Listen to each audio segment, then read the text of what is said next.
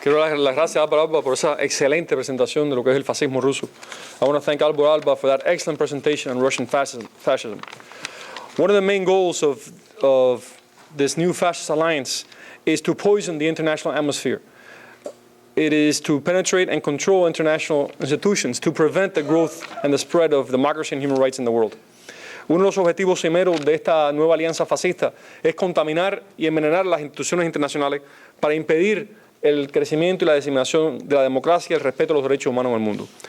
Quiero pedirle ahora a John Suarez, quien es un estudioso y un activista en el campo de los derechos humanos a nivel internacional, con muchas horas de trabajo en diferentes instituciones, que hable sobre esta estrategia conjunta. I want to ask John Suarez, who is an expert on human rights monitoring and the work of international institutions and repressed societies, and who has spent many hours countering the work of the new fascist states and these international institutions to explain this strategy of the new fascist states to contaminate the world bodies. John?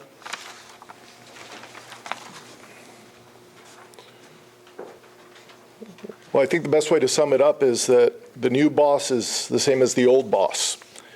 One of the key elements to this penetration of the international community and undermining human rights and democratic standards has been the Castro regime. This dictatorship that has been in Cuba in power for over 55 years, despite being an island just 90 miles south of the United States, has projected itself internationally to undermine democratic international human rights standards throughout that time period, working through international institutions such as the UN Human Rights Council.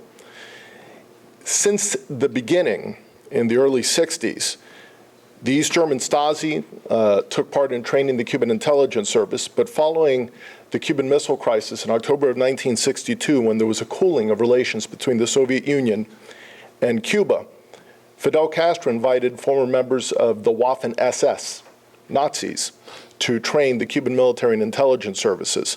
The West German intelligence was able to confirm that they had invited 4 of them. 2 actually made it to Havana in late 1962 and took part in providing training to the Castro regime.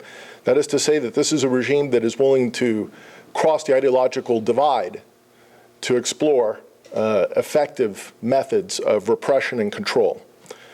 Many focus on the Castro regime's involvement, for example, in Angola in the 1970s, backing a Marxist regime there.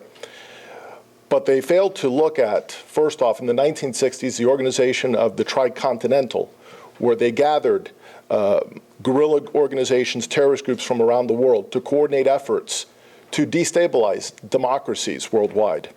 In the 1970s in Angola, they they battled anti-communist guerrillas in the South African regime. Many people recognize that, but fail to look at the work done in Ethiopia, where the Castro regime backed Mengistu Haile Mariam, a war criminal, with advice, troops, and high-level visits from both Fidel and Raul Castro.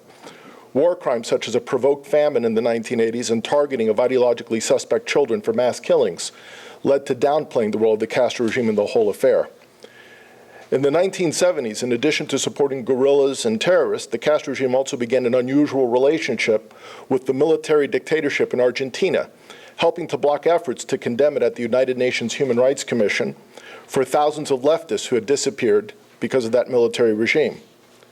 In 1979, the Castro regime found success with the ouster of the Somoza dictator and the entrance of Daniel Ortega and the Sandinistas into Nicaragua.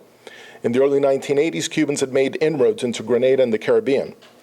By the late 1980s, with the collapse of their main subsidizer, the Soviet Union and the Warsaw Pact, the Castro regime was temporarily on the defensive. For the first time since 1959, they felt forced to allow the International Red Cross to visit prisons, allowed Human Rights Watch and Amnesty International to enter Cuba in a formal visit, as well as the United Nations Human Rights Commission. In 1989, the Castro regime was one of the few voices applauding the Tiananmen Square massacre in mainland China. These trends that we saw at the end of the 1980s would change dramatically. First, with the warming of relations with mainland China and Cuba throughout the 1990s, and the arrival of Hugo Chavez to power in Venezuela in 1999. For the sake of brevity, I will highlight here some of the outrages perpetrated by the Castro regime and their allies within the United Nations Human Rights Council. For example, on March 28th of 2008, The Castro regime's delegation, together with the Organization of Islamic Congress, successfully passed resolutions undermining international freedom of expression standards at the UN Human Rights Council.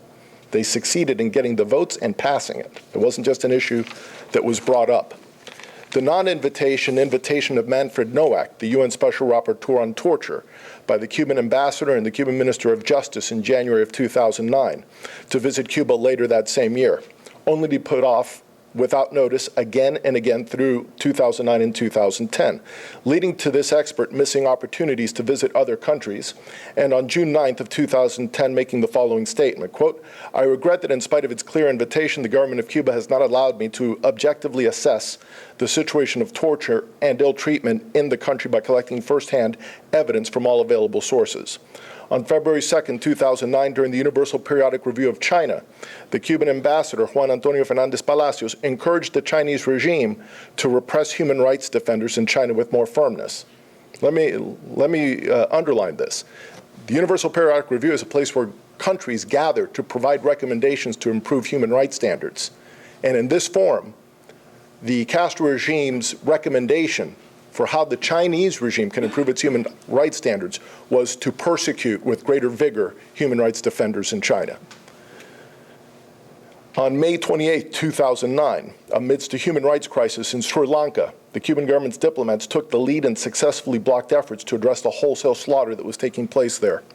On October 23, 2011, the Cuban government, along with China, Russia, and Ecuador, voted against investigating gross and systematic human rights violations in Syria. On February 5, 2012, ALBA countries reiterated rejection of foreign interference in Syria's internal affairs, expressing support for President Bashar al-Assad and confidence that he would resolve the Syrian crisis. ALBA countries include Cuba, Venezuela, Ecuador, Bolivia, and Nicaragua. Meanwhile, in Syria, al-Assad was engaged in massacres throughout the country. On June 1st of 2012, at a special session on the deteriorating human rights situation in Syria, with a special focus on the massacre in El Houlé, the Cuban regime and its allies took a stand against holding the Assad regime accountable for its gross and systematic human rights abuses. And as already mentioned earlier, on July 15th of 2013, Panama captured a North Korean flagged ship from Cuba with undeclared military cargo. On March 6th of 2014, the United Nations released a report indicating that the Castro regime was in violation of international sanctions placed on North Korea and had not cooperated with the investigation.